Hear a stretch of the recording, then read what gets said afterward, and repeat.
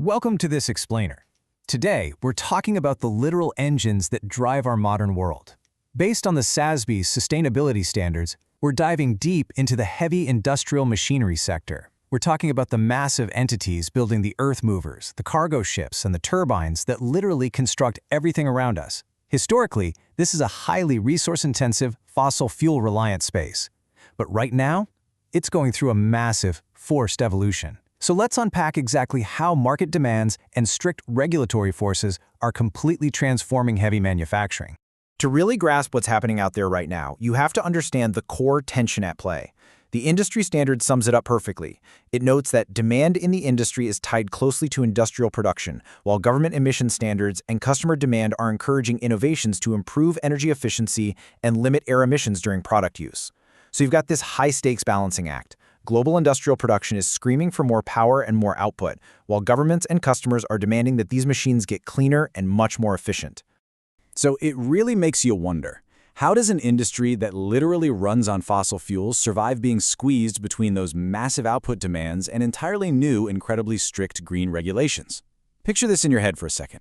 On one side, you have massive industrial factories and diesel-powered construction sites just humming along at full tilt around the clock. On the other side, you have engineers in quiet, high-tech labs testing out cutting-edge electric drivetrains and ultra-low-emission stationary generators. We aren't just talking about making tiny tweaks here. This is a fundamental, ground-up shift in how the heavy machinery of tomorrow is conceived, designed, and actually deployed in the real world.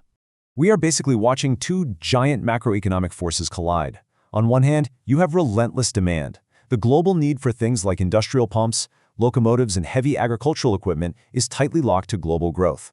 Basically, as long as the world keeps building and growing, these machines are non-negotiable. But on the other hand, you have incredibly strict constraints.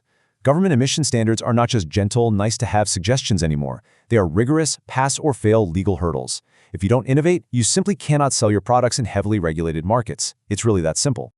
To survive this intense regulatory squeeze, you need a massive engineering pivot. And the first major pillar of that pivot is energy efficiency. For these mega manufacturers, creating energy-efficient products isn't just about good PR. It is an absolute strategic necessity if they want to capture expanding market share. Customers are actively demanding improved fuel economy. Why? Because it drastically slashes their own operating costs over the multi-decade lifespan of these massive machines. But, that pivot doesn't stop at the factory doors. It goes right out into the field. The second huge pillar here is emission restrictions. It is no longer just about the carbon footprint of building the tractor in the first place. Limiting air emissions during the active use phase, when the product is actually out there in the dirt doing its heavy lifting, is the new, uncompromising reality of the industry. Which naturally brings us right back to shifting customer demand. Obviously, these huge machines inherently release greenhouse gases and other emissions while they work. But when you mix a customer's growing preference for better fuel economy with these strict new government regulations, the demand for low-emission products just explodes. The manufacturers who can successfully engineer products with these clean characteristics, they're the ones mitigating their regulatory risks, boosting their brand value, and ultimately scooping up that expanding market. Now, these companies aren't just crossing their fingers and guessing at their progress. They use some incredibly rigorous scorecards to prove to investors that they are actually surviving and adapting. Under the oversight of the International Sustainability Standards Board, companies have to track precise, standardized data points regarding fuel economy and use phase emissions. Let's actually break down exactly how this stuff is measured in the real world. Take medium and heavy-duty commercial vehicles, for example. We're talking combination tractors like semi-trucks, heavy-duty pickup trucks, and heavy vans weighing at least 3.5 metric tons.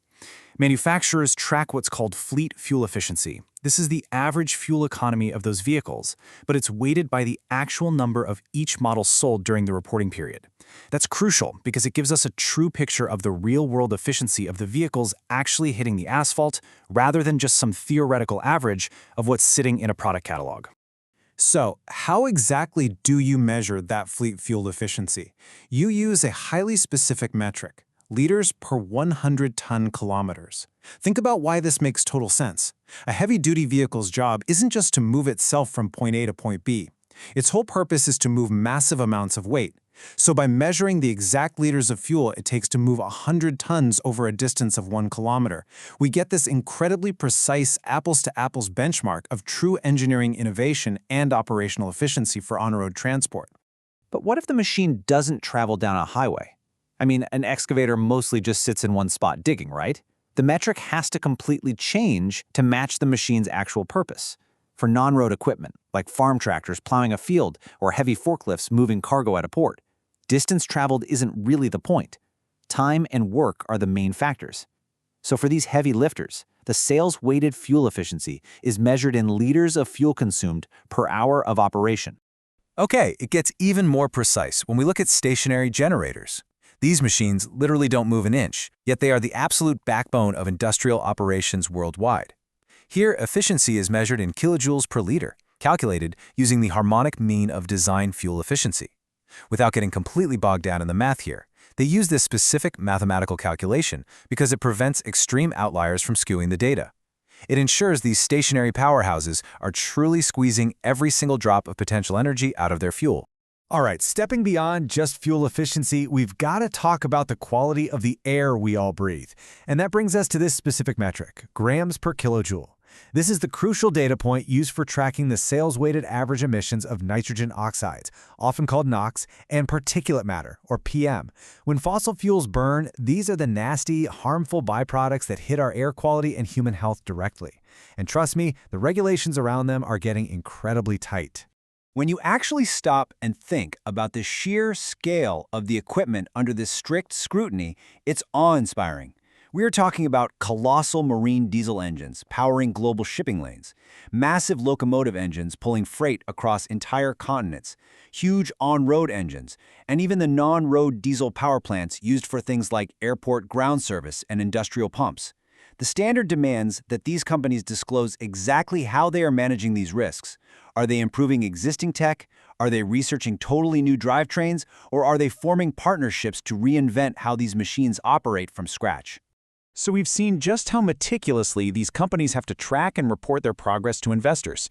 It proves that the shift toward greener, far more efficient industrial machinery isn't just a future concept, it's well underway right now. But it leaves us with a really fascinating question to chew on. Will government emission standards, acting as the strict regulatory stick, or shifting customer demand for cost-saving efficiency, acting as the market carrot, ultimately be the stronger force in transforming heavy manufacturing?